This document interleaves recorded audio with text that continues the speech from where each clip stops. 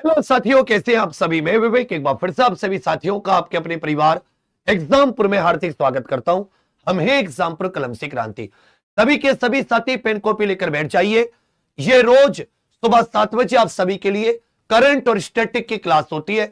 आज भी बहुत महत्वपूर्ण क्वेश्चन हैं और ये आपके UP home guard, UP SI, UP police constable, UP लेखपाल, जेल वार्डर और जो साथी आपकी एसएससी जीडी या एसएससी के अन्य एग्जाम, एमटीएस आदि, रेलवे ग्रुप डी हो, एनटीपीसी, सभी एग्जाम में बराबर मदद करेगी।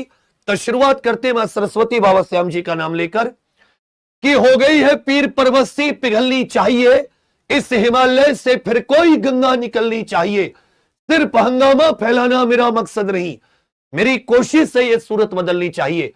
मेरे सीने में ने सही, तेरे सीने में सही, मेरे सीने में ने सही, तेरे सीने में सही, लगी हो आग कहीं भी, ये आग लगनी चाहिए।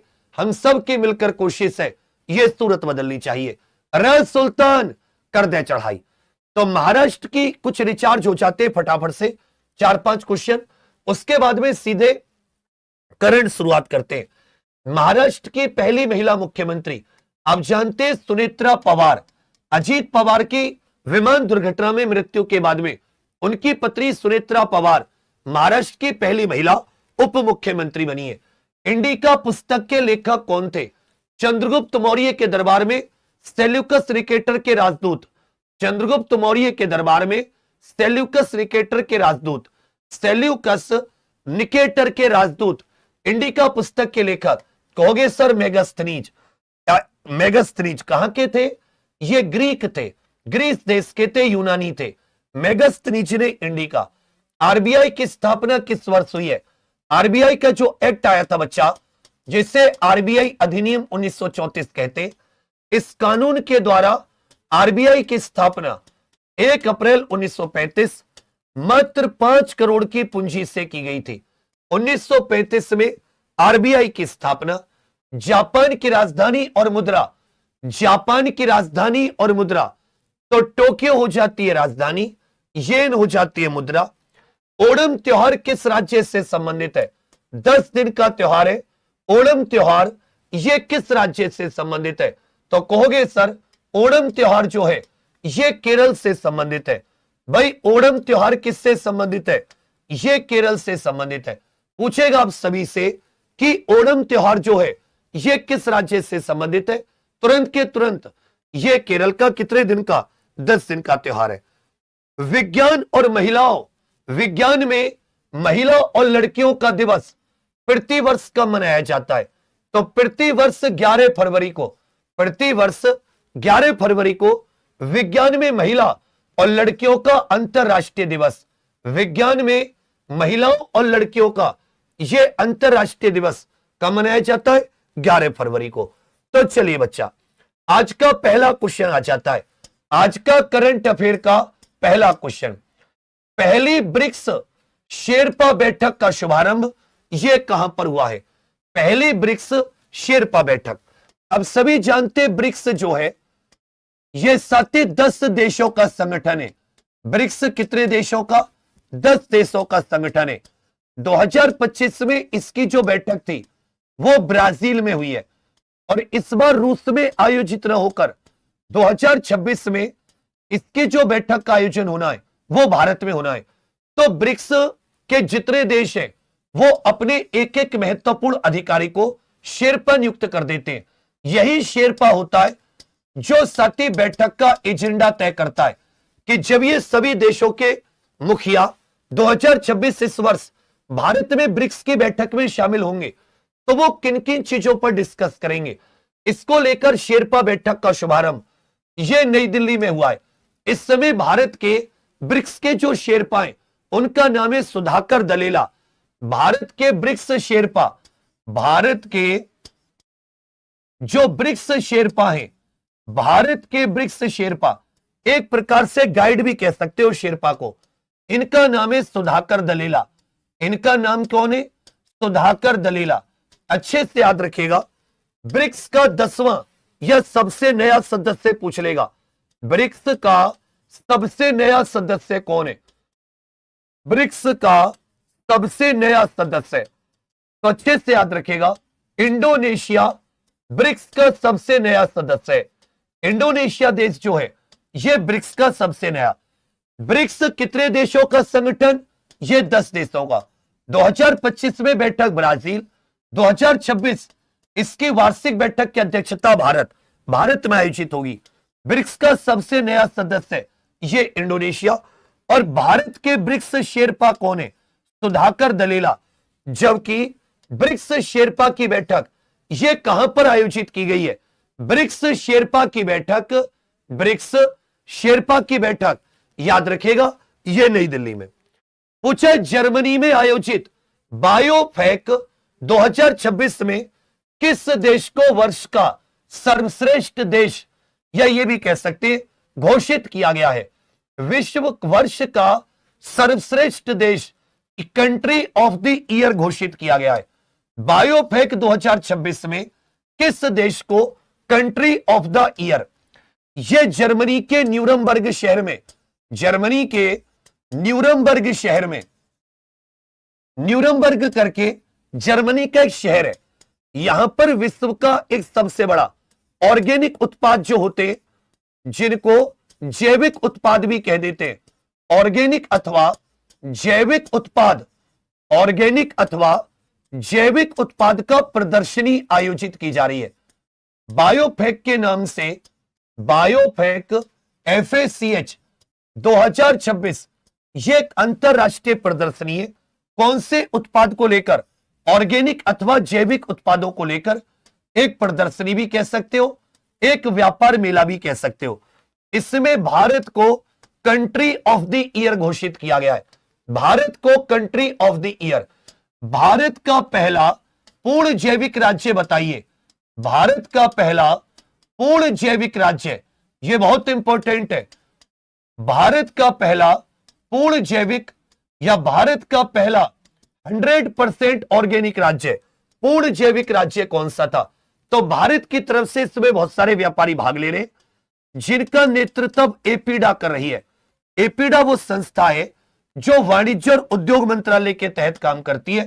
इसका उद्देश्य होता है कृषि और प्रसंस्कृत खाद्य उत्पाद जो होते हैं, कृषि और प्रसंस्कृत खाद्य उत्पाद, इनके निर्यात को बढ़ावा देना, इनके एक्सपोर्ट को बढ़ावा देना, दूसरे देशों में हमारे कृषि और प्रसंस्कृत खाद्य उत्पाद ज्यादा से ज्यादा बेचे जाएं, ज्यादा से ज्यादा इनकी बिक्री हो, यह कार्य एपीडा करती है। 1986 में एपीडा बनी, नई दिल्ली में इसका हेडक्वार्टर है। तो यहां पर याद रखिएगा इसका नेतृत्व कौन सी संस्था कर रही है? एपीडा इसका नेतृत्व कर रही है। 1986 में एपीडा बनी, प्रसंस्कृत खाद्य उत्पाद का निर्यात बढ़ाने से संबंधित। जबकि भारत का पहला पूर्ण जैविक राज्य यह सिक्किम हो जाता है। भारत का पहला पूर्ण जैविक राज्य यह सिक्किम बना था। भारत का पहला पूर्ण जैविक राज्य यह सिक्किम। पूर्ण जैविक राज्य कौन सा? सिक्किम। जैविक खेती को भी या जैविक उत्पाद जो होते हैं उनमें रासायनिक खाद इत्यादि का उपयोग नहीं किया जाता। तो कंट्री ऑफ द ईयर ये भारत। जबकि आयोजन कहां पर हुआ है? जर्मनी के न्यूरमबर्ग शहर में। जर्मनी के न्यूरमबर्ग। जर्मनी की राजधानी क्या हो जाती है? बर्लिन। स्प्री नदी के किनारे जर्मनी की राजधानी बर्लिन। यह कौन सी नदी के किनारे? स्प्री। जबकि जर्मनी की मुद्रा क्या हो जाती है? कहोगे सर यूरो। जर्मनी की मुद्रा क्या हो जाती है? यूरो हो जाती है। भारत ने प्रतिभा की गतिशीलता को बढ़ावा देने के लिए किस देश के साथ सामाजिक सुरक्षा समझौता किया है? मोस्ट इंपॉर्टेंट है सामाजिक सुरक्षा समझौता। भारत ने प्रतिभा की गतिशीलता को बढ़ावा देने के लिए किस देश के साथ सामाजिक सुरक्षा समझौता? यह क्वेश्चन 100% वाला है, याद रखिएगा। सामाजिक सुरक्षा मतलब जो पीएफ इत्यादि होता है, इसके क्षेत्र में भारत ने यूनाइटेड किंगडम और उत्तरी आयरलैंड, यूनाइटेड किंगडम तथा उत्तरी आयरलैंड के साथ, यूनाइटेड किंगडम तथा उत्तरी आयरलैंड के साथ यह समझौता किया है। यूनाइटेड किंगडम और उत्तरी आयरलैंड। देखिए यूके जो है ये इसके अंदर 4 क्षेत्र आते हैं। एक आता है उत्तरी आयरलैंड, एक आ जाता है भैया वेल्स, एक आ जाता है इंग्लैंड और एक आ जाता है स्कॉटलैंड। एक क्या आ जाता है स्कॉटलैंड, स्कॉटलैंड। इन चारों से मिलकर बनता है, इन चारों से मिलकर क्या बनता है? कहोगे सर इन चारों से मिलकर यूके बनता है। यूके की राजधानी क्या है? लंदन। जबकि यूनाइटेड किंगडम की मुद्रा क्या हो जाती है? यूनाइटेड किंगडम की मुद्रा याद रखिएगा पाउंड स्टर्लिंग। यूनाइटेड किंगडम की मुद्रा क्या हो जाती है? Pound sterling. Pound sterling United kingdom की मुद्रा हो जाती है। जबकि यूके की राजधानी क्या है? लंदन। ये चार से मिलकर बनता है नॉर्दर्न आयरलैंड, इंग्लैंड, वेल्स और स्कॉटलैंड। तो यूनाइटेड किंगडम और आयरलैंड के साथ यह सामाजिक सुरक्षा को बढ़ावा देने के लिए, जिससे कि जो प्रतिभा का मतलब है कि भारतीय कामगार ये इंग्लैंड में काम कर सके और जो यूनाइटेड किंगडम के कामगार है वो भारत में काम कर सके, तो उनके जो नियोक्ता होते हैं उनको डबल पीएफ नहीं देना पड़ेगा। एक और इंपॉर्टेंट चीज याद रखिएगा, जो सोशल सिक्योरिटी है, जो सामाजिक सुरक्षा करके है, यह पेंशन आदि से संबंधित होता है। किससे? पेंशन आदि से संबंधित। यह संवर्ती सूची का विषय है। भारत में सामाजिक सुरक्षा यह किस सूची का विषय है? यह संवर्ती सूची का विषय है। भारत में सामाजिक सुरक्षा यह किस सूची का विषय है? संवर्ती सूची का विषय। इस पर ध्यान दीजिएगा। भ्रष्टाचार धारणा सूचकांक सीपीआई में कुल 182 देशों की सूची में भारत को कौन सा स्थान मिला है? यह भी बहुत ही इंपॉर्टेंट क्वेश्चन है, यह भी 110% वाले क्वेश्चन है। भ्रष्टाचार धारणा सूचकांक 2025, जिसको करप्शन परसेप्शन इंडेक्स 2025, इसमें भारत की जो रैंक आई है वो 91वीं रैंक आई है। कौन सी रैंक आई है? 91वीं रैंक। इसको बहुत अच्छे से याद रखेगा। ये अभी एक दो दिन पहले जारी किया गया, मतलब कल 10 फरवरी को, और ये पिछले साल के लिए। तो इसकी जो नंबरिंग है ये 2025 है, लेकिन जारी 2026 में हुआ है। भाई जारी किस वर्ष हुआ है? तो कहोगे सर फरवरी 2026 में, लेकिन इसमें किस वर्ष की रैंकिंग है? 2025 के लिए। इसको जारी कौन करता है? यह बहुत इंपॉर्टेंट है। यह एक संस्था है जिसको ट्रांसपेरेंसी इंटरनेशनल कहते हैं। इसका नाम क्या होता है? Transparency international. इसका नाम है ट्रांसपेरेंसी इंटरनेशनल। बर्लिन जर्मनी की राजधानी में इसका हेडक्वार्टर है। इसको लिख लीजिएगा भाई, ट्रांसपेरेंसी इंटरनेशनल करके जो है इसका हेडक्वार्टर कहां पर है? यह बर्लिन में। 1993 में यह संस्था बनी है। ट्रांसपेरेंसी इंटरनेशनल 1993 में बनी और इसका हेडक्वार्टर कहां पर है? कहोगे सर बर्लिन में इसका हेडक्वार्टर है। जर्मनी की राजधानी बर्लिन में इसका हेडक्वार्टर है। ट्रांसपेरेंसी इंटरनेशनल जारी करती है। इस बार भारत का स्कोर कितना है?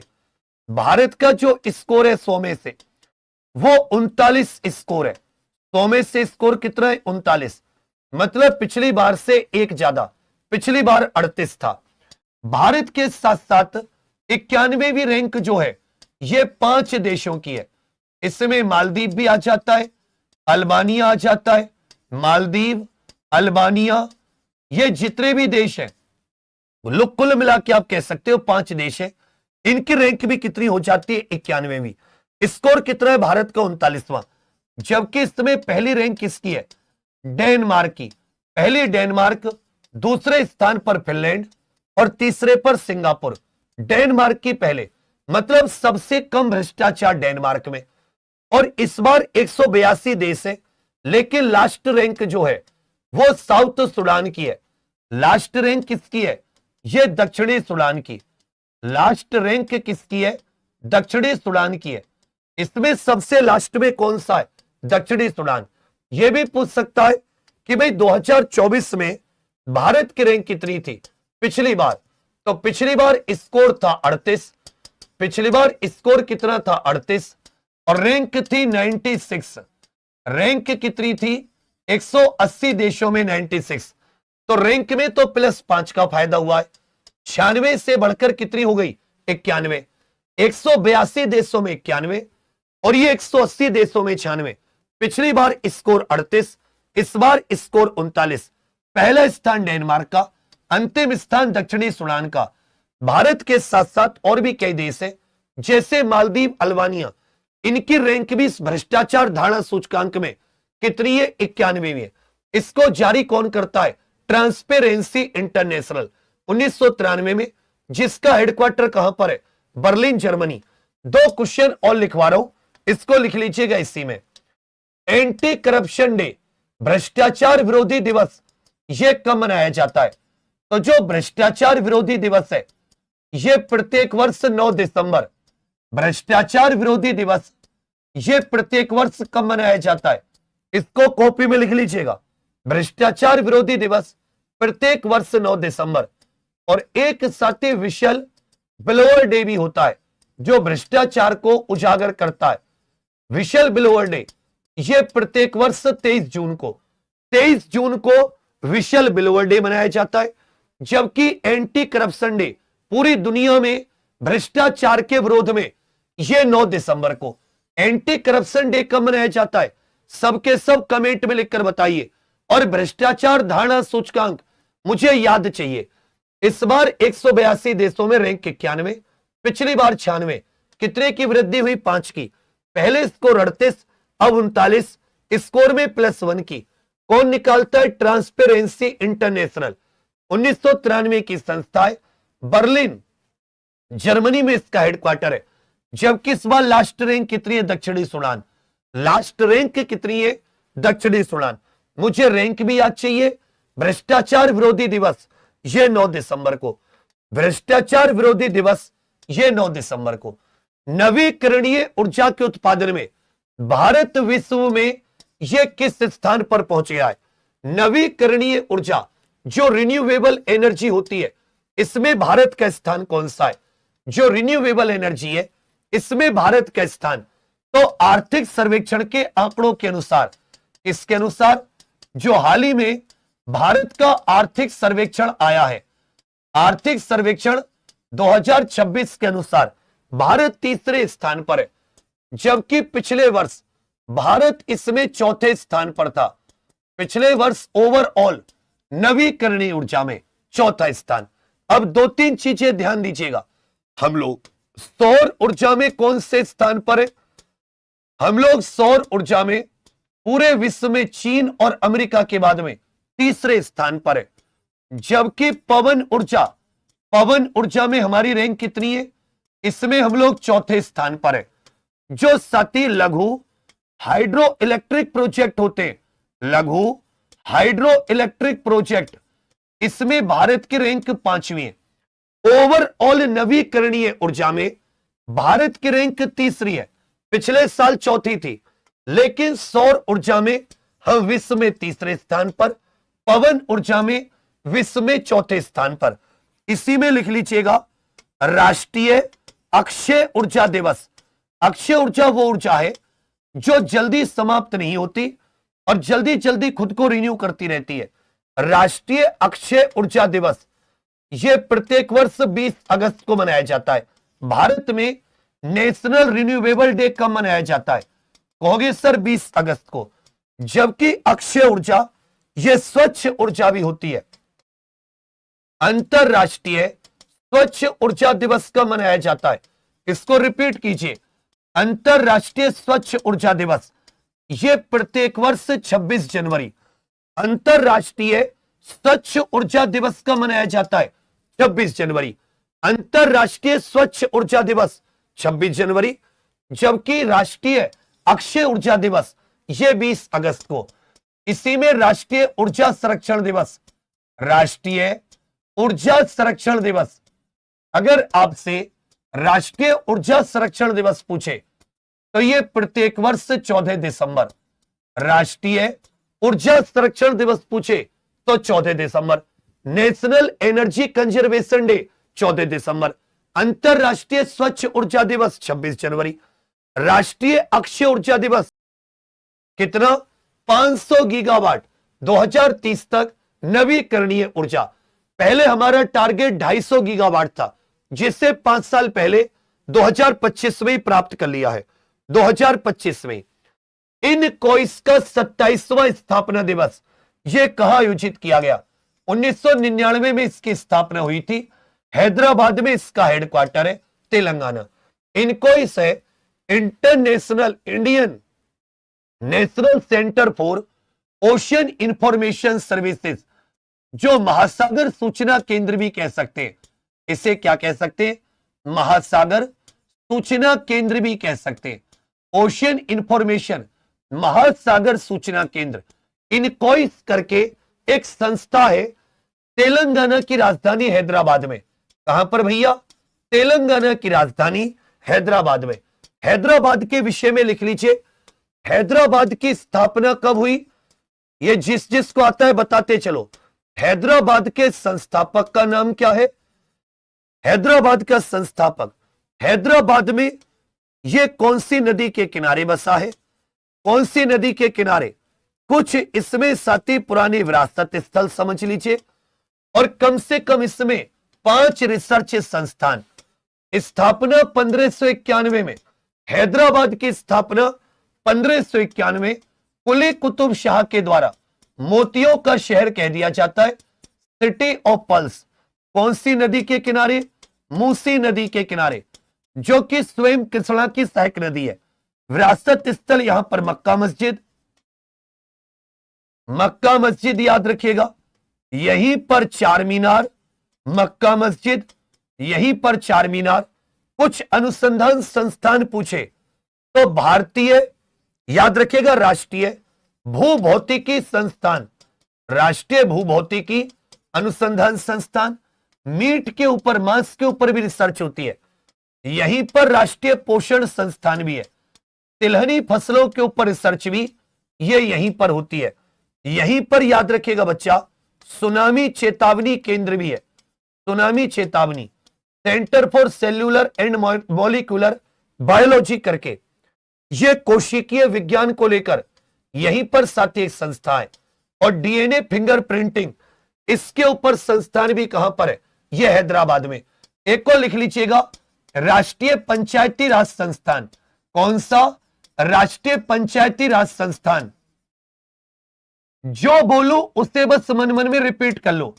बातचीत करोगे तो कोई फायदा नहीं है, लेकिन जितना बोल रहा हूं उसे मन मन में रिपीट करते चलो। राष्ट्रीय पंचायती राज संस्थान, राष्ट्रीय भूभौतिकी अनुसंधान संस्थान, राष्ट्रीय पोषण संस्थान, तिलहन पर शोध संस्थान, मीट सुनामी चेतावनी केंद्र, सेल्यूलर एंड मॉलिक्यूलर कोशिकीय विज्ञान और डीएनए फिंगरप्रिंटिंग, यह भी हैदराबाद में। एक इक्री सेट करके अंतरराष्ट्रीय संस्था, यह भी हैदराबाद में स्थित है। IRDAI का हेडक्वार्टर भी हैदराबाद। 1591 में स्थापना कुली कुतुब शाह के द्वारा मूसी नदी के किनारे।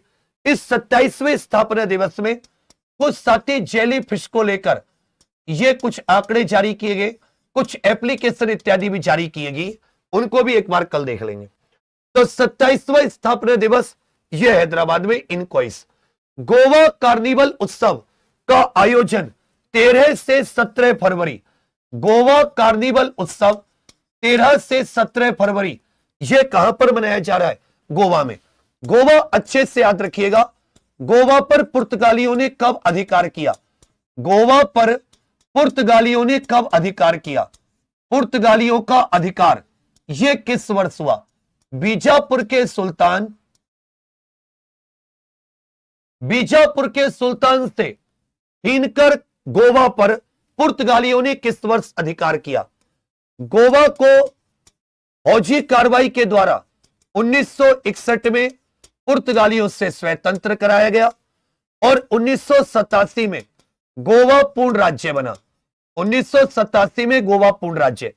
यहां के कुछ और भी उत्सव हो जाते हैं, यहां के कुछ और उत्सव। एक साओ जाओ उत्सव होते, साओ जाओ उत्सव, यह भी कहां का है भैया? साओ जाओ उत्सव गोवा का है। यहीं पर एक फेस्टिवल शिग्मो होता है। कौन सा शिग्मो उत्सव? तो साओ जाओ शिग्मो, ये दोनों गोवा के उत्सव है। जबकि गोवा कार्निवल 13 से 17 फरवरी, गोवा कार्निवल 13 से 17 फरवरी, साओ जाओ उत्सव और शिग्मो उत्सव, ये भी गोवा के महत्वपूर्ण उत्सव है। गोवा के तट को कोंकण तट कहते हैं। गोवा के तट को क्या कहा जाता है? कोंकण तट। यहां की राजभाषा कोंकणी, जो कि देवनागरी लिपि में लिखी जाती है। कोंकण तट, यहीं पर मरमगांव बंदरगाह भी स्थित है। दूध सागर जलप्रपात, यह भी याद रखिएगा, गोवा में स्थित है दूध सागर जलप्रपात।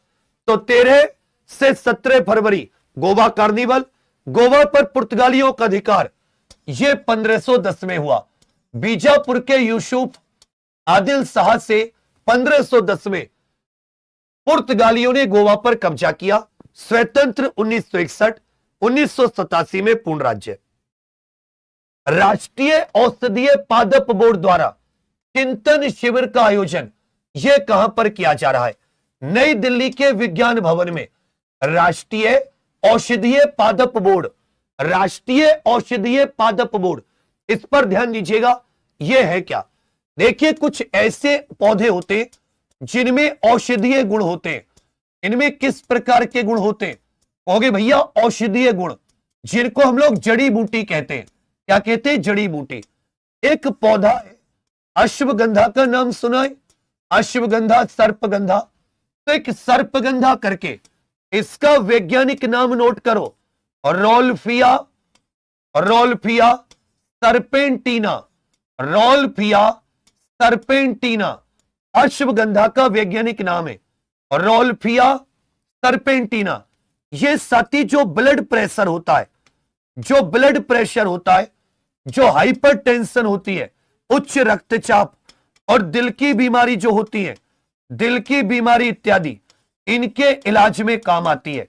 जो रोल्वोल्फिया करके, रोल्वोल्फिया सर्पेंटीना करके ये औषधीय पौधा है। ये कौन सा पौधा है? कहोगे सर औषधीय पौधा है। इसका नाम है रोल्फिया, RAUVOL, RAUVOL कर लो इसे, RAUVOLFIA, रोवोल्फिया सर्पेंटीना। ये कौन सी बीमारी के काम आता है? ये कौन सी बीमारी के? हाइपरटेंशन, इंसोम्निया, उच्च रक्तचाप ही कर लो, दिल की बीमारी नहीं। उच्च रक्तचाप, जिनको हाई ब्लड प्रेशर होता है, जिनको साथी एंजाइटी, चिंता की बीमारी होती है, नींद ना आने की बीमारी होती है। तुम्हें तो नींद आने की बीमारी है, तुम अपना नाम मत लो। तुम्हें तो नींद आने की बीमारी है, होते रहते हो। तुम्हें कैसे नींद ना आने की बीमारी है? तुम्हें तो नींद आने की बीमारी है। किस किसको नींद आने की बीमारी है? एक भी ऐसा नहीं है, 2-4 को छोड़कर, जिसे नींद आने की बीमारी ना हो। इसी में राष्ट्रीय आयुर्वेद दिवस लिख लीजिए, राष्ट्रीय आयुर्वेद दिवस। अब राष्ट्रीय आयुर्वेद दिवस को फिक्स कर दिया गया है प्रत्येक वर्ष 23 सितंबर, प्रत्येक वर्ष 23 सितंबर राष्ट्रीय आयुर्वेद दिवस, प्रत्येक वर्ष 23 सितंबर राष्ट्रीय आयुर्वेद दिवस, नई दिल्ली। तुम्हें तो नींद आने की है, कह रहे हो सर मुझे भी नींद ना आने की बीमारी है। अब तुझे नींद आने की बीमारी है। भारत ने किस संस्था के साथ मिलकर संकल्प 1504 पर क्षमता निर्माण कार्यक्रम का आयोजन? ये एक यूनिडो करके संस्था होती है, UNODO, संयुक्त राष्ट्र ऑफिस ऑन डिसआर्मामेंट, संयुक्त राष्ट्र ऑफिस ऑन डिसआर्मामेंट, डिसआर्मामेंट अफेयर्स। ये निशस्त्रीकरण करके भी कह सकते हो, निरस्त्रीकरण करके, जो सती अस्त्रों को हटाना, परमाणु हथियार आदि को समाप्त करने से संबंधित संयुक्त राष्ट्र का एक संस्था है। इसके साथ मिलकर रिजोल्यूशन 1540 पर एक क्षमता निर्माण कार्यक्रम का आयोजन ये आंध्र प्रदेश में किया गया। ये कहां पर किया गया? आंध्र प्रदेश में। कितनी बार साथी हमने आंध्र प्रदेश की विधानसभा, विधान परिषद, लोकसभा, राज्यसभा सीटों के विषय में पढ़ा है। तो विधानसभा की कितनी सीट होती है? 175, विधान परिषद की 58, लोकसभा की 25, राज्यसभा की 11 सीट। डाक विभाग ने किस संस्था के साथ मिलकर पिछले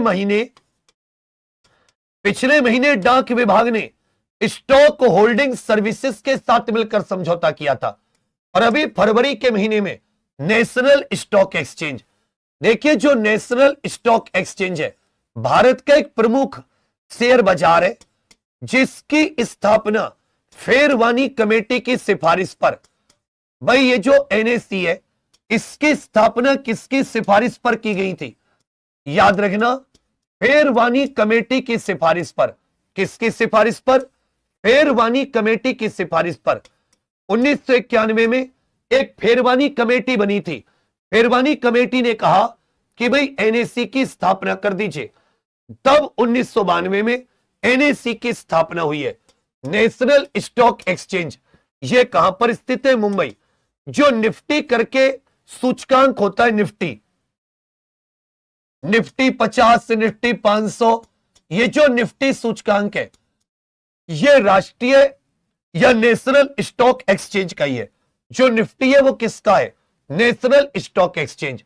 फिर आ जाती है डाक विभाग की बात। डाक विभाग याद रखिएगा अलग से 1854 डलहौजी के द्वारा स्थापना की गई थी। किसके द्वारा? डलहौजी के द्वारा। सेपरेट या अलग से डाक विभाग की स्थापना किस वर्ष? 1854 में। किसके द्वारा? डलहौजी के द्वारा। किसके द्वारा? डलहौजी। तो ये जो शेयर बाजार, डीमेट अकाउंट आदि होते हैं, म्यूचुअल फंड इत्यादि, इनमें लोग डाक विभाग के द्वारा भी निवेश कर सके, इसको लेकर नेशनल स्टॉक एक्सचेंज के साथ इसने समझौता किया है। NSC 1992 Mumbai headquarter, Ferwani committee की सिफारिश पर। अंतरराष्ट्रीय अरब लेपर्ड दिवस संयुक्त राष्ट्र ने प्रत्येक वर्ष 10 फरवरी को जो अरब देशों में लेपर्ड या तेंदुआ पाया जाता है इसका दिवस निर्धारित किया है। अंतरराष्ट्रीय अरब लेपर्ड दिवस ये 10 फरवरी को। अब 10 फरवरी को अंतरराष्ट्रीय दलहन दिवस भी हो गया। 10 फरवरी को ही सेफ इंटरनेट दिवस, सेफर इंटरनेट दिवस भी कब मनाया जाता है? 10 फरवरी को। अब अरब के तेंदुए के लिए 10 फरवरी का दिन। इसी में यह बताइएगा कि अंतरराष्ट्रीय बाघ दिवस कब होता है? यह कुछ महत्वपूर्ण है। अंतरराष्ट्रीय हाथी दिवस कब होता है? अंतरराष्ट्रीय शेर दिवस कब होता है? एक क्लाउडेड लेपर्ड होता है, क्लाउडेड लेपर्ड, इसका दिन कब आता है? एक हिम तेंदुआ होता है, स्नो लेपर्ड, हिम तेंदुए का दिवस बताइए। वन्य जीव दिवस बताइए। वन्य जीव संरक्षण दिवस बताइए। वन्य जीव संरक्षण दिवस भी बताइए। वन्य जीव दिवस, वन्य जीव संरक्षण दिवस भी बताइए। विश्व पशु दिवस भी बताइए। वर्ल्ड एनिमल डे, विश्व पशु दिवस। इसी में भैया आप विश्व पशु अधिकार दिवस भी बताइए। विश्व पशु अधिकार दिवस आज ही क्लियर करवा दूंगा। पशुओं से संबंधित, पशुओं से संबंधित। और प्रकृति संरक्षण दिवस भी बताइए। प्रकृति संरक्षण दिवस, अंतरराष्ट्रीय प्रकृति संरक्षण दिवस, ये कब मनाए जाते हैं? एक ना एक अंतरराष्ट्रीय दिवस इस प्रकार का आता है बच्चा, जो आपने बहुत कम पढ़ा होता है, जो आपने बहुत कम सुना होता है। देखो, एक बार भी जब मैं तुमसे नहीं कहता कि बाबू इस क्लास को शेयर कर दो, तो अपनी आप से कभी महसूस नहीं होती कि भैया आपके लिए जी जान लगा देंगे, आपके लिए घर बार तो नहीं छोड़ सकते, लेकिन शेयर जरूर कर सकते हैं। मैं तुमसे घर बार नहीं छुड़वा रहा, मैं तो केवल तुमसे इतना साथ चाहता हूं कि मेरा मन खुश हो जाए, मेरा मन क्या हो जाए? ये खुश हो जाए।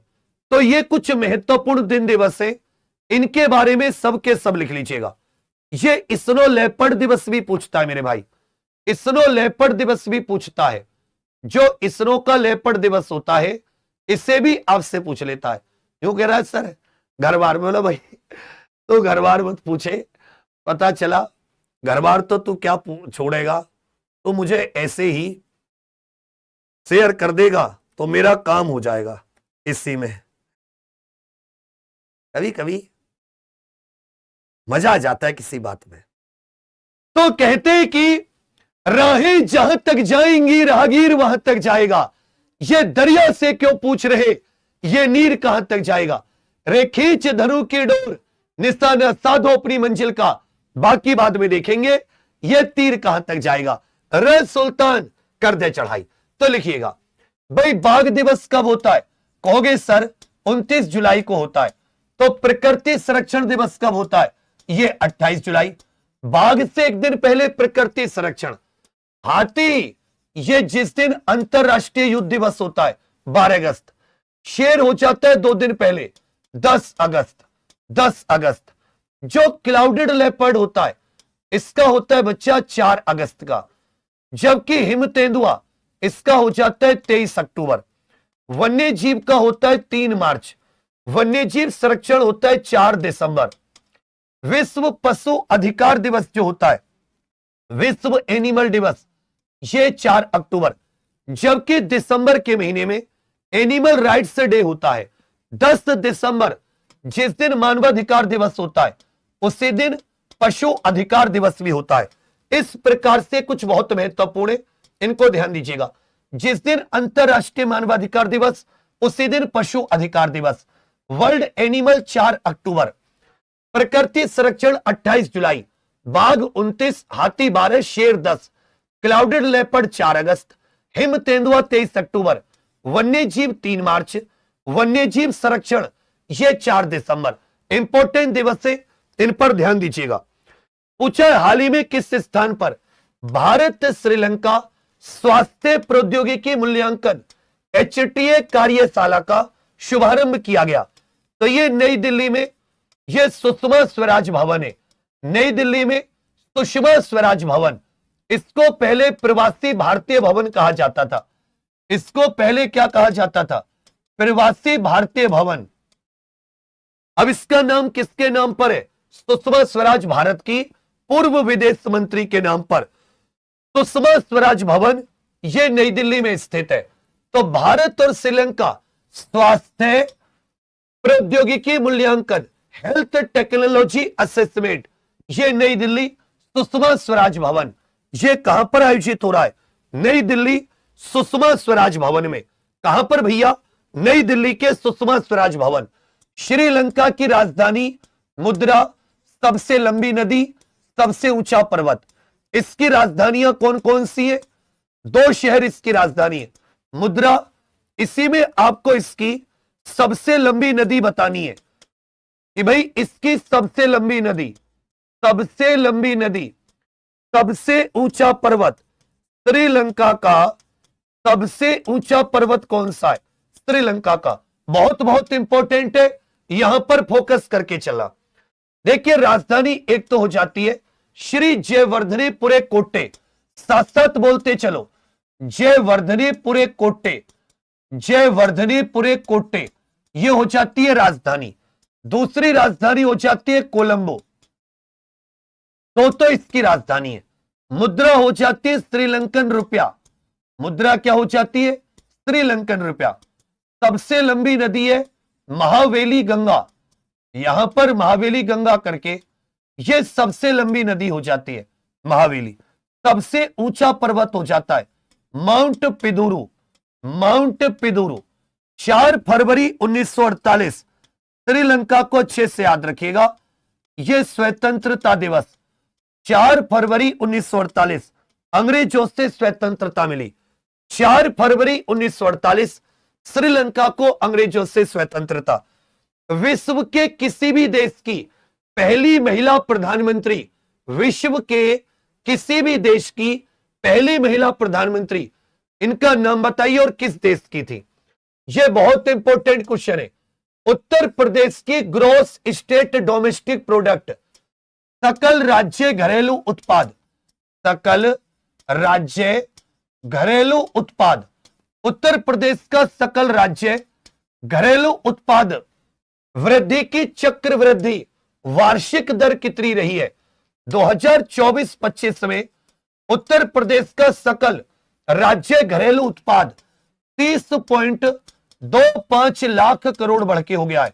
कितना, स्टेट डोमेस्टिक प्रोडक्ट, सकल राज्य घरेलू उत्पाद, सकल राज्य घरेलू उत्पाद उत्तर प्रदेश का सकल राज्य घरेलू उत्पाद वृद्धि की चक्रवृद्धि वार्षिक दर कितनी रही है? 2024-25 में उत्तर प्रदेश का सकल राज्य घरेलू उत्पाद 30.25 लाख करोड़ बढ़ के हो गया है। कितना? 30.25 लाख करोड़ बढ़ के 10.8% की वार्षिक वृद्धि दर। अभी हाल ही में उत्तर प्रदेश ने अपना पहला आर्थिक सर्वेक्षण जारी किया है। उत्तर प्रदेश ने कौन सा? अपना पहला आर्थिक सर्वेक्षण, उसमें सब आंकड़े दिए। देखिए राज्य किन किन चीजों पर टैक्स लगा सकता है, राज्य को किन किन चीजों पर टैक्स लगाने का अधिकार है। तो भूमि से संबंधित जितनी चीजें होती हैं, या जमीन से संबंधित, जिससे आप कह सकते हो भूमि या जमीन से संबंधित जितनी चीजें हो सकती हैं। इसके अलावा जो कृषि आय है, क्या कर रहा है, जो कृषि आय है इस पर टैक्स लगाने का अधिकार। कृषि इनकम, अबे शेख हसीना नहीं, श्री मावो भंडार नायके, दुनिया में किसी भी देश की पहली महिला पीएम श्री मावो भंडार नायके, श्रीलंका। कृषि आय पर जो टोल टैक्स होते हैं, जो साथी पशु होते हैं, इन सब पर, ये सब पर टैक्स लगाने का अधिकार। जो पीने वाली शराब होती है, पीने वाली शराब जो होती है, इस पर एक्साइज लगाने का अधिकार। ये सब किसको है? राज्य को है। तो राज्य की सकल घरेलू उत्पाद ये 30.25 लाख करोड़ हो गया है। आज उत्तर प्रदेश का बजट भी आएगा, तो उत्तर प्रदेश के बजट और आर्थिक सर्वेक्षण को 1 घंटे अलग से कराऊंगा। ये खोपड़ी में घुस रही है, नहीं घुस रही है बात? प्रश्न संख्या 20, लखपति दीदियों का भव्य मेला, सरस आजीविका मेला, यह साथी कहां से शुरू हो रहा है? यह कहां पर शुरू हो रहा है? लखपति दीदियों का भव्य मेला। अब जानते हैं दीनदयाल राष्ट्रीय ग्रामीण आजीविका मिशन, राष्ट्रीय ग्रामीण आजीविका मिशन, जिसको दीनदयाल अंत्योदय योजना भी कह देते हैं। दीनदयाल राष्ट्रीय ग्रामीण या दीनदयाल अंत्योदय योजना, DAY भी कह देते हैं। दीनदयाल अंत्योदय योजना राष्ट्रीय ग्रामीण आजीविका मिशन के तहत ही 2023 में सेल्फ हेल्प ग्रुप के माध्यम से, स्वयं सहायता समूह के माध्यम से यह सरकार ने टारगेट रखा 2023 में कि महिलाओं की जो इनकम है प्रति वर्ष 1 लाख रुपए करना। महिलाओं की प्रति वर्ष 1 लाख रुपए ये इनकम करना, आय करना। ऐसी महिलाएं जिनके प्रति वर्ष 1 लाख रुपए इनकम है, उन्हें लखपति दीदी। इनका सरस आजीविका मेला ये हरियाणा के गुरुग्राम में, कहां पर भैया? हरियाणा के गुरुग्राम में।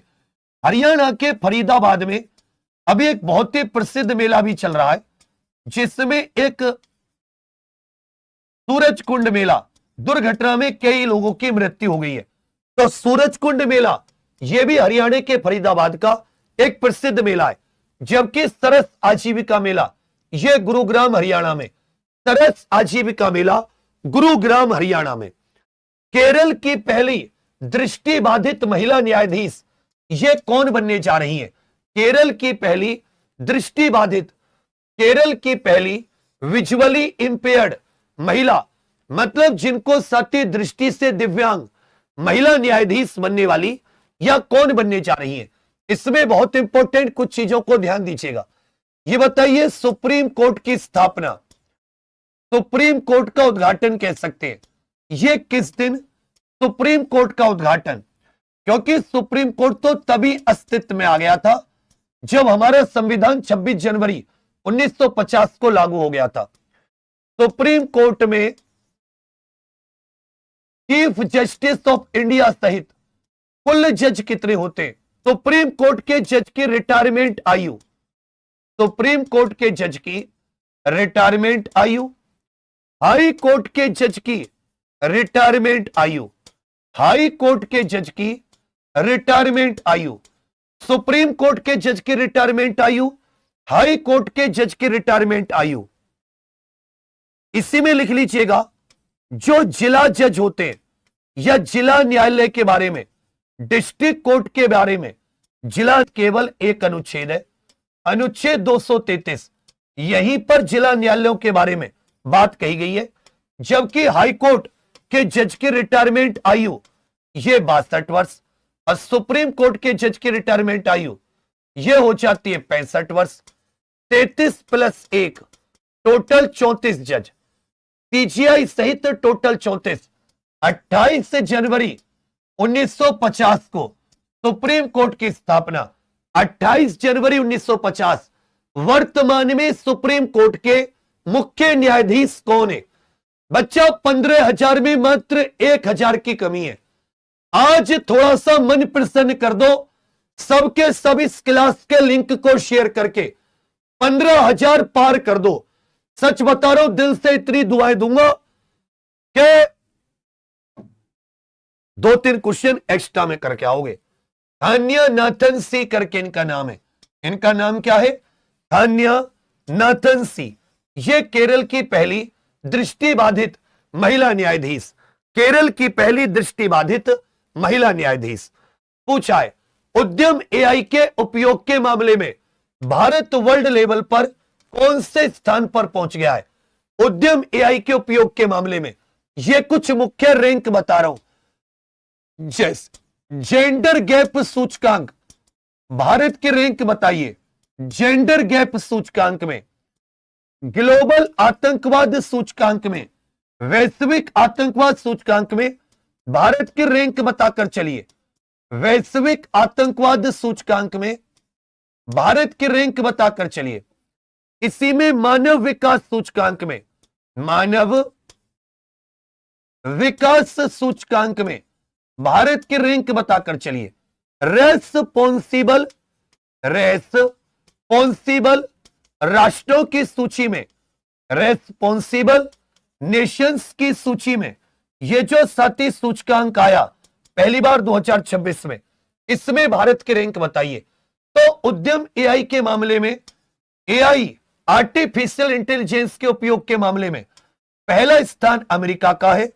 और अब हम लोग चीन को पछाड़कर भारत सेकंड स्थान पर है। भारत कौन से स्थान पर है? अमेरिका के बाद में भारत दूसरे स्थान पर है। आर्टिफिशियल इंटेलिजेंस का जनक किसको कहा जाता है? सबके सब उत्तर दीजिए।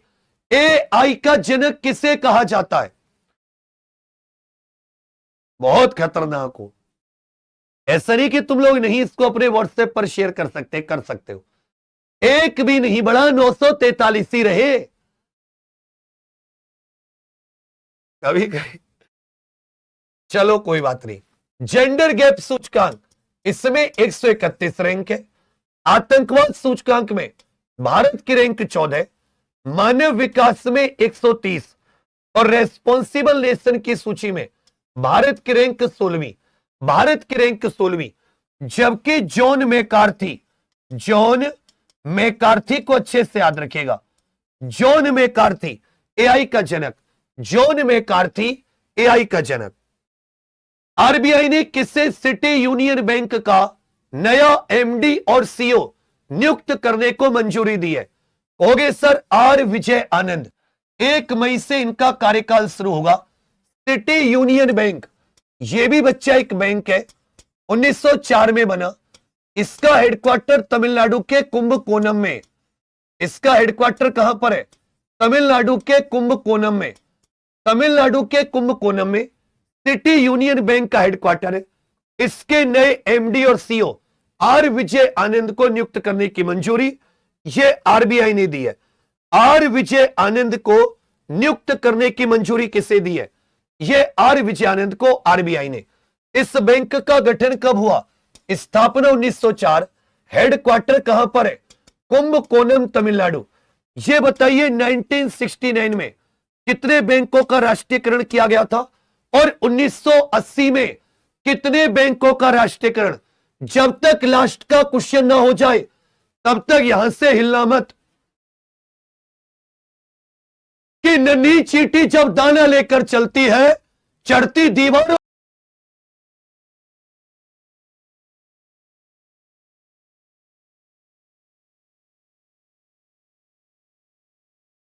करने वालों की, मेहनत करने वालों की कभी हार नहीं होती। 1969 में 14 बैंकों का, 1980 में बच्चा 6 बैंकों का राष्ट्रीयकरण। पूछा माल्टा गणराज्य में भारत के अगले हाई कमिश्नर। माल्टा यूरोपियन देश है, द्वीपीय देश है, भूमध्य सागर में स्थित है। कहां पर स्थित है? भूमध्य सागर में। इसकी राजधानी हो जाती है वलेट्टा। माल्टा की राजधानी क्या हो जाती है? वलेट्टा। जबकि इसकी मुद्रा क्या है? इसकी मुद्रा हो जाती है यूरो। राजधानी हो जाती है वलेट्टा, मुद्रा हो जाती है यूरो। रचिता भंडारी, रचिता भंडारी। तो माल्टा गणराज्य में भारत की अगली हाई कमिश्नर रचिता भंडारी। माल्टा की राजधानी क्या है? वलेट्टा, और मुद्रा क्या है? यूरो। यह एक द्वीपीय देश है जो भूमध्य सागर में स्थित है। एक द्वीपीय देश जो भूमध्य सागर में स्थित है। आगे पूछा है, दिल्ली सरकार द्वारा लड़कियों की शिक्षा के समर्थन के लिए शुरू की गई योजना का नाम क्या है? हालांकि यह योजना 2008 से जारी है। इसमें लगभग अलग अलग समय पर कुल 56,000 रुपए ये खाते में डाले जाते हैं। ये इसी प्रकार की योजनाएं जैसे अपने उत्तर प्रदेश में कन्या सुमंगला योजना है। भाई उत्तर प्रदेश में मुख्यमंत्री कन्या सुमंगला योजना, जिसमें 25,000 रुपए बच्चियों के खाते में डाले जाते अलग अलग टाइम पर, जैसे वो शिक्षा ग्रहण करती रहती है। लखपति बिटिया योजना, इसका नाम क्या है? पहले इसका नाम लाडली योजना हुआ करता था, अब साथ ही इसका नया नाम क्या है? लखपति बिटिया योजना। इसका नया नाम क्या है? लखपति बिटिया योजना। दिल्ली सरकार लड़कियों की शिक्षा को सपोर्ट करने के लिए लखपति बिटिया योजना की शुरुआत, किसकी शुरुआत? लखपति बिटिया योजना। 69वें संविधान संशोधन के द्वारा, 69वें संविधान संशोधन 1991 के द्वारा संविधान में अनुच्छेद 239 ए जोड़ा गया। कौन सा अनुच्छेद? अनुच्छेद 239 से डबल ए।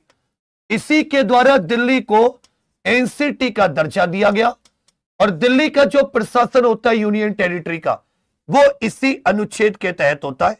अनुच्छेद 239 से डबल ए, यह दिल्ली से संबंधित है। दिल्ली में विधानसभा की सीट बताकर चलिए। बच्चा लास्ट का रिवीजन किए बिना मत जाओ, अन्यथा इस क्लास का सुनने भी फायदा नहीं होने का। जो आया निकल गया दिमाग से।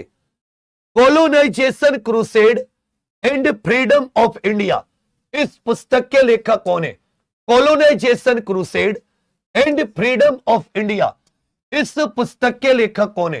तो राकेश द्विवेदी। कोलोनाइजेशन क्रूसेड और फ्रीडम ऑफ इंडिया, इसके लेखक राकेश द्विवेदी। इसके लेखक कौन है? राकेश द्विवेदी। इसके लेखक कौन है? कहोगे सर राकेश द्विवेदी। यहां पर कुछ चीजें लिख रहा हूं, सब के सब। विश्व पुस्तक दिवस बताइए, विश्व पुस्तक दिवस यह कब मनाया जाता है? विश्व पुस्तक दिवस यह कब मनाया जाता है? सबके सब उत्तर दीजिए। माल्टा की राजधानी बता के चलिए। माल्टा की राजधानी मुद्रा बताकर चलिए। माल्टा की राजधानी मुद्रा। जापान की राजधानी मुद्रा बताइए। यूनाइटेड किंगडम की राजधानी मुद्रा बताइए। United kingdom. जर्मनी की राजधानी मुद्रा बताइए। जर्मनी देश की राजधानी मुद्रा बताकर चलिए। विश्व पशु दिवस, वर्ल्ड एनिमल डे कब मनाया जाता है? विश्व पशु दिवस। इनके उत्तर दीजिए और क्वेश्चन नोट करा रहा हूं। अब सभी साथियों को बता दूं, यह क्लास रोज सुबह कितने बजे होती है? 7 बजे। और ये पूरा का पूरा रिवीजन करके जाना। 20-25 क्वेश्चन है, सारी की सारी चीजें आपको याद हो जाएंगी। अंतरराष्ट्रीय स्वच्छ ऊर्जा दिवस कब मनाया जाता है? अंतरराष्ट्रीय स्वच्छ ऊर्जा दिवस। प्रकृति संरक्षण दिवस कब मनाया जाता है? प्रकृति संरक्षण दिवस। ऊर्जा संरक्षण दिवस कब होता है? ऊर्जा संरक्षण दिवस। ऊर्जा संरक्षण दिवस। पशु अधिकार दिवस कब होता है? Animal rights day. इसके तो बहुत ही अच्छे से ट्रिक बताइए तुम्हें। पशु अधिकार दिवस। वन्य जीव संरक्षण दिवस। वन्य जीव संरक्षण दिवस कब होता है? वन्य जीव संरक्षण दिवस। वन्य जीव संरक्षण दिवस कब हो जाता है? इसी में आपको बताना है विश्व वन्य जीव दिवस कब होता है, विश्व वन्य जीव दिवस कब होता है, अंतरराष्ट्रीय दलहन दिवस वर्ल्ड पल्सिस डे कब हो जाता है, अंतरराष्ट्रीय दलहन दिवस या विश्व पल्सिस डे। दिल्ली के लिए 69वें संविधान संशोधन के द्वारा कौन सा अनुच्छेद जोड़ा गया, कौन सा अनुच्छेद दिल्ली के प्रशासन से संबंधित है, कौन सा अनुच्छेद दिल्ली के प्रशासन से संबंधित है, कौन सा अनुच्छेद दिल्ली के प्रशासन। आप जितने साथी इस क्लास को एग्जाम्पल पर देख रहे हैं, अभी तक ऐसे बहुत से साथी होंगे जिसने बच्चे एग्जाम्पल को सब्सक्राइब नहीं किया है या इस वीडियो को शेयर नहीं किया है, शेयर मतलब लाइक नहीं किया है, तो सबके सब एक सेकंड का समय निकालकर, सबके सब एक सेकंड का समय निकालकर आप इस वीडियो को लाइक जरूर कर देना। और बच्चा जिसने अभी तक सब्सक्राइब नहीं किया है सबके सब कर लेना। विश्व पुस्तक दिवस ये 23 अप्रैल को मनाया जाता है। माल्टा की राजधानी हो जाती है वलेट्टा, मुद्रा हो जाती है यूरो, जापान की येन, टोक्यो इसकी राजधानी हो जाती है, यूके की लंदन राजधानी, जबकि यूके की मुद्रा क्या है, यह पाउंड स्टर्लिंग।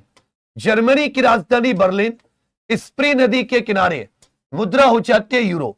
विश्व एनिमल दिवस यह 4 अक्टूबर को, स्वच्छ ऊर्जा दिवस 26 जनवरी, प्रकृति संरक्षण दिवस 28 जुलाई, ऊर्जा संरक्षण 14 दिसंबर, पशु अधिकार 10 दिसंबर, वन्यजीव संरक्षण 4 दिसंबर, वन्यजीव 3 मार्च, दलहन दिवस ये 10 फरवरी, अनुच्छेद 239 डबल ए, अनुच्छेद 239 डबल ए। इसी में साथी आपको होमवर्क में जो भ्रष्टाचार धारणा सूचकांक है इसके विषय में मैंने आज जितना पढ़ाया, भ्रष्टाचार अवधारणा सूचकांक, करप्शन परसेप्शन इंडेक्स, इसे कौन जारी करता है, उस संस्था का हेडक्वार्टर क्या है, भारत की रैंक स्कोर पहले नंबर पर। इसमें आपको 5 से 10 पॉइंट लिखकर बताने हैं, 5 से 10 पॉइंट। ये बताइए भ्रष्टाचार विरोधी दिवस कब मनाया जाता है, भ्रष्टाचार विरोधी दिवस कब मनाया जाता है, भ्रष्टाचार विरोधी दिवस कब मनाया जाता है। तो आप लोग जितने इस क्लास को देख रहे हैं एग्जाम्पल पर, सबके सब ये 8.2 नहीं होनी चाहिए बच्चा, ये लाइक बढ़ के 12,000 प्लस होनी चाहिए। सबके सब इसको सब्सक्राइब कर लेना। अब एक और महत्वपूर्ण चीज सुनिए, हमारी एग्जाम्पल ऑफिशियल एप्लीकेशन पर बच्चा चाहे आप यूपी पुलिस कांस्टेबल की तैयारी कर रहे हो, चाहे ग्रुप डी की, तो कांस्टेबल की कंप्लीट तैयारी, जितने बच्चे कांस्टेबल वाले जो एप्लीकेशन से जुड़े हैं या होमगार्ड वाले, एक बार दिल वाली इमोजी दे के बता दो। मात्र 99 रुपए में कंप्लीट तैयारी। इस बैच का नाम है शंखनाद बैच। और जो भी साथी ग्रुप डी 10th की जो भर्ती आई है 22,000, इसके लिए भी 99 रुपए मात्र स्वागत बैच में। और बच्चा 6-7 घंटे तैयारी चलती है, कंप्लीट थ्योरी आधारित। और एक बार जो जिस चैप्टर की थ्योरी अच्छे से पढ़ लेता है फिर उसे कभी कहीं मन नहीं लगता, आदत लग जाती है एग्जाम्पल की एप्लीकेशन की क्लासेस की, क्योंकि हम लोग क्लास में याद करा देते हैं। तो कोई आपका भूला भटका छोटा बड़ा भाई बहन, उस सबको कहा करो कि अगर आप थ्योरी पढ़ रहे हैं, कहीं और का भी मान लो आपने भरोसा नहीं है कोर्स ले लिया, तो हमारा तो मात्र 99 का है। एक बार कोर्स लेकर आजमा कर देखें किससे आपने ज्यादा सीखा, किससे आपको ज्यादा आया।